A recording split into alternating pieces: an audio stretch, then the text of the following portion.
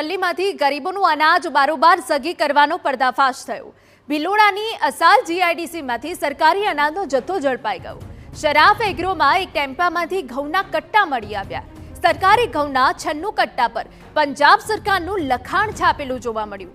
હિંમતનગરના દલાલે ઘઉં અસાલ મોકલ્યા હોવાનું સામે આવ્યું। પંજાબથી ઘઉં સગીવર્ગી કરી ગુજરાત લાવતા હોવાની આશંકા। ઘઉં ક્યાંથી અને કેવી રીતે પહોંચ્યા તે અંગે વધુ તપાસ શરૂ કરાઈ છે। હિંમતનગરના દલાલને ત્યાં પણ તપાસ હાથ ધરવામાં આવશે તેવી વિગતો મળી રહી છે।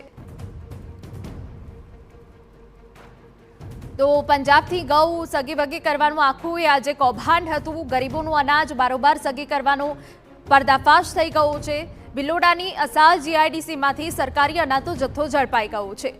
શરાફ એગ્રોમાં એક ટેમ્પામાંથી ઘઉંના કટ્ટા મળી આવ્યા। સરકારી ઘઉંના 96 કટ્ટા પર પંજાબ સરકારનું લખાણ છાપેલું જોવા મળ્યું। હિંમતનગરના દલાલે ઘઉં અસાલ મોકલ્યા હોવાનું પણ સામે આવ્યું। પંજાબથી ઘઉં સગીવગી કરી ગુજરાત લાવતા હોવાની આશંકા છે। ઘઉં ક્યાંથી અને કેવી રીતે પહોંચ્યા તે અંગે તપાસ શરૂ કરવામાં આવી છે। હિંમતનગરના દલાલને ત્યાં પણ તપાસ હાથ ધરવામાં આવશે।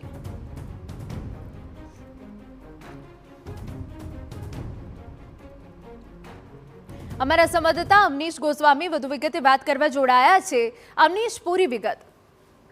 વાત કરવામાં તો જે પ્રકારે સ્થાનિક અરવલ્લી એસઓજી અને ભિલોડાના પુરવઠા વિભાગ દ્વારા દરોડો પાડવામાં આવ્યો હતો। દરોડા દરમિયાન અસાલ ગામેથી એક ટેમ્પો જે છે તે જીઆઈડીસીમાંથી મળી આવ્યો હતો। જે ટેમ્પાની અંદર લગભગ 92 કરતાં વધુ જે ઘઉંના કટ્ટા હતા, જે સરકારી અનાજ હોય તે પ્રકારનું જણાવી આવ્યું હતું। તેની પર માર્કા જે હતા તે પંજાબ ગવર્મેન્ટના હતા, જેને લઈને પોલીસ દ્વારા તપાસ હાથ ધરવામાં આવી છે। જે પ્રકારે આ ટેમ્પો જે છે તે કટ્ટા હિંમતનગરથી લાવવામાં આવ્યા હોય અને હિંમતનગરના દલાલ દ્વારા અહીં પહોંચ્યો હોય તે પ્રકારની પ્રાથમિક વિગતો સામે આવી છે। તેને લઈને હવે એ વાતનું ટ્રેકિંગ કરવામાં આવી રહ્યું છે કે વાયા હિંમતનગર પંજાબથી અહીંયા કટ્ટા કેવી રીતે પહોંચ્યા। આ સીલ જે મારવામાં આવે છે તેની પર લેબલ મારવામાં આવે છે તે પંજાબ ગવર્મેન્ટના લગતા સાચા છે કે ખોટા છે તે તમામ બાબતની તપાસ જે છે તે શરૂ કરવામાં આવી છે। જો પંજાબ સરકારના પુરવઠા વિભાગના ઘઉં હશે અને તેને ગેરરીતિ મારફતે અહીં લાવવામાં આવ્યા છે તો તે બાબતની જો તપાસમાં સામે આવશે કોઈ પણ પ્રકારની કરી તો તે પ્રકારની કાર્યવાહી પણ કરવામાં આવશે। આ બાબતે હાલ તો ઊંડાણપૂર્વકની તપાસ જે છે તે એસપી અને પુરવઠા વિભાગ દ્વારા શરૂ કરવામાં આવી છે।